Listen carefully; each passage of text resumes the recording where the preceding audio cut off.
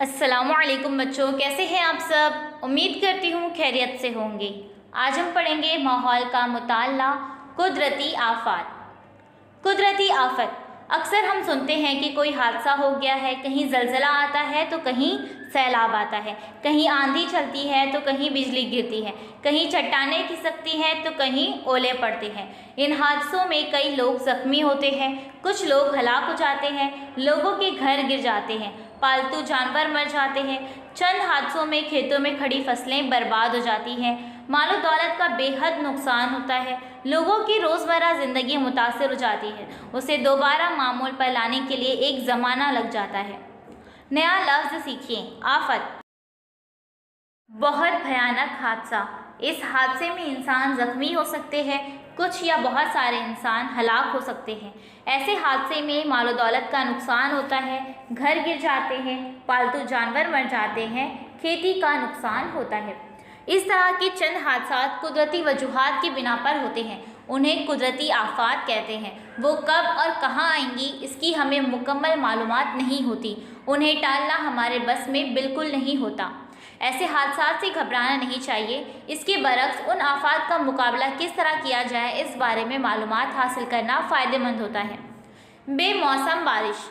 हमारे मुल्क में मखसूस महीनों में ही बारिश होती है, इसलिए इसे मौसमी बारिश कहते हैं।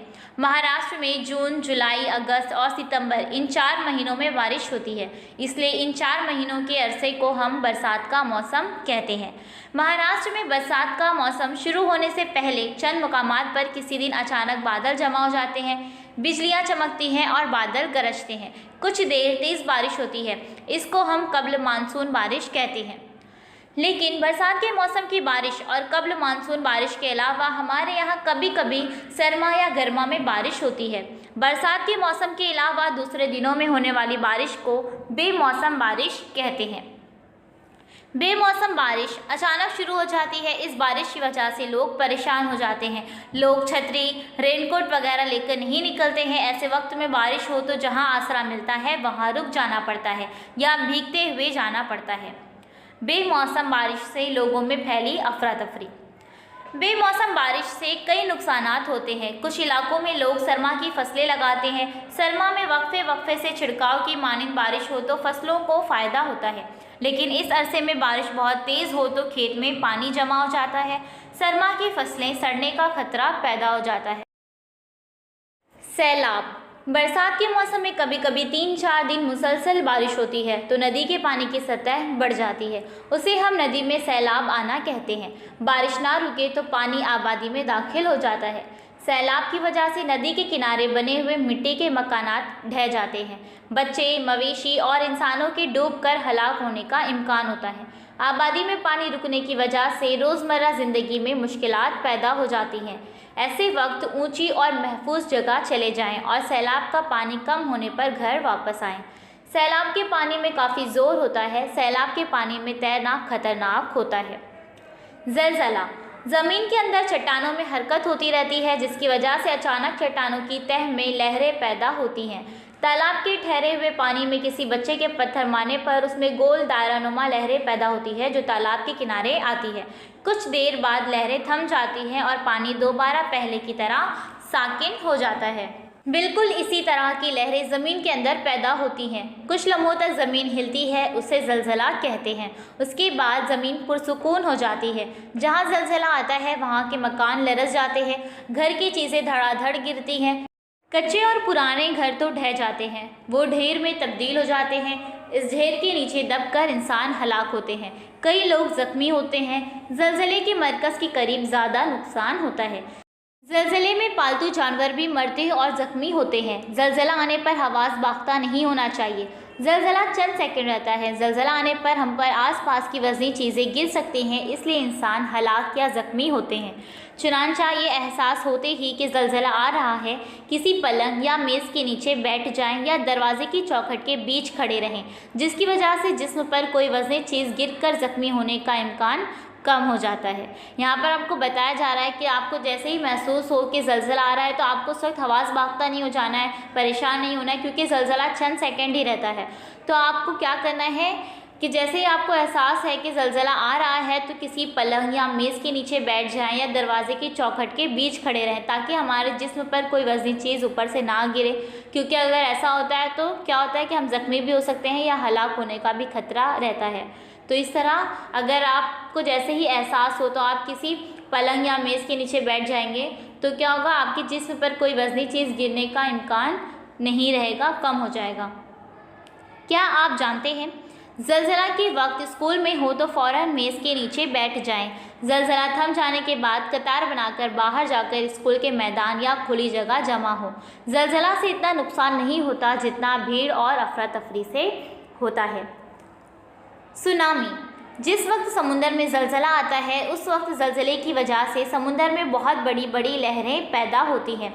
एक एक लहर 3-4 मंजिला इमारत की बुलंदी के मसावी हो सकती है। ये लहरें बहुत तेज़ रफ्तार से आकर साहिल से टकराती हैं। इन बड़ी लहरों को सुनामी कहते हैं। साहिल पर इंसानों की बस्ती आबाद हो, वहाँ सुनामी आ जाए तो नुकसान बहुत ज़्यादा होता है। इन लहरों में जो इंसान या जानवर घिर जाते हैं वो इन लहरों के सामने बिल्कुल बेबस होते हैं। लहरों के पानी में डूबकर मरने के अलावा कोई चारा नहीं होता। सुनामी की लहरें इतनी ताकतवर होती हैं कि इंसानों के साथ साहिल पर मौजूद गाड़ियाँ भी बह जाती हैं। गाड़ियों की ज़बरदस्त टूट फूट होती है, अंदर बैठे हुए लोग हलाक हो जाते हैं या बहुत ज़्यादा ज़ख्मी हो जाते हैं। सुनामी के ज़ोर से साहिल पर बने घर और दुकानें गिर सकती हैं। क्या आप जानते हैं, बड़े शहरों और हर ज़िला में कुदरती आफात के बाद ज़िंदगी मामूल पर लाने के लिए क्या करना है ये तय होता है। इसके लिए ख़ास तौर पर तरबियत याफ्ता लोगों की टीम होती है। ज़रूरत पड़ने पर फ़ौज के जवानों की मदद ली जाती है। हमने क्या सीखा? बरसात के मौसम के मखसूस अरसे के अलावा दूसरे मौसम में होने वाली बारिश को बेमौसम बारिश कहते हैं। खेत में पानी जमा होने से सरमा की फसल सड़ जाती है। बेमौसम बारिश के साथ ओले गिर सकते हैं। ओलों की चोट से इंसान और जानवर जख्मी होते हैं। फसल और बागों को नुकसान होता है। बरसात के मौसम में ज़्यादा बारिश होने से नदी के पानी की सतह बढ़ जाती है, उसे सैलाब कहते हैं। कभी कभी सैलाब का पानी आबादी में दाखिल हो जाता है, घर गिरते हैं, इंसान और मवेशी डूबकर हलाक हो जाते हैं। रोज़मर्रा ज़िंदगी में रुकावट पैदा हो जाती है। सैलाब का पानी कम होने तक ऊंचे मुकाम पर जाएं। ज़मीन के अंदर चट्टानों में हरकत होने पर लहरें पैदा होती है, इसको ज़लज़ला कहते हैं। ज़लज़ला की वजह से मकानात लरज़ जाते हैं, चीज़ें धड़ाधड़ गिरती हैं, मकानात गिरकर ढेर में तब्दील होते हैं, उनके नीचे दबकर इंसान हलाक हो जाते हैं, पालतू जानवर ज़ख्मी होते या मर जाते हैं। ज़लज़ला आए तो पलंग या मेज़ के नीचे बैठ जाएं या दरवाजे की चौखट में खड़े हो जाएं। जब समुंदर में ज़लज़ला आता है तो समुंदर में ऊंची लहरें उठती हैं, उन्हें सुनामी कहते हैं। साहिल पर मौजूद इंसानी बस्ती में ये लहरें आने पर बहुत ज़्यादा नुकसान होता है। तो बच्चों, यहाँ पर हमने जो जो सीखे यहाँ पर आपको वापस से दोहरा दिया गया है कि आपको क्या करना है। जब सैलाब आए तो आपको ऊंचे मुकाम पर जाना है और सैलाब का पानी कम होने तक इंतज़ार करना है। ज़लज़ला आए तो पलंग या मेज़ के नीचे बैठ जाना है या दरवाजे की चौखट में खड़े हो जाना है, ताकि आपको आपकी जिस्म पर कोई वज़नी चीज़ गिरने का इम्कान कम रहे। और आपको ये भी बताया गया है कि जब समुंदर में ज़लज़ला आता है तो समुंदर में ऊंची लहरें उठती हैं और उसे क्या कहते हैं? सुनामी कहते हैं। और बरसात के मौसम के अलावा किसी दूसरे मौसम में होने वाली बारिश को बेमौसम बारिश कहते हैं। इसे हमेशा जहन में रखें। कुदरती आफात के बारे में मालूमात हासिल करने पर आप जानेंगे कि आफात की वजह से होने वाले नुकसानात से बचने के लिए क्या किया जा सकता है। तो उम्मीद करती हूँ आपको अच्छी तरह से ये सबक समझ में आ गया होगा और आप कुदरती आफात के बारे में और मालूमात हासिल करेंगे ताकि आपको ये मालूम पड़े कि आफात की वजह से जो नुकसानात होते हैं उससे बचने के लिए क्या किया जा सकता है। जल्द ही मिलेंगे एक नई वीडियो के साथ। अल्लाह हाफिज़। Please subscribe the channel and press the bell icon.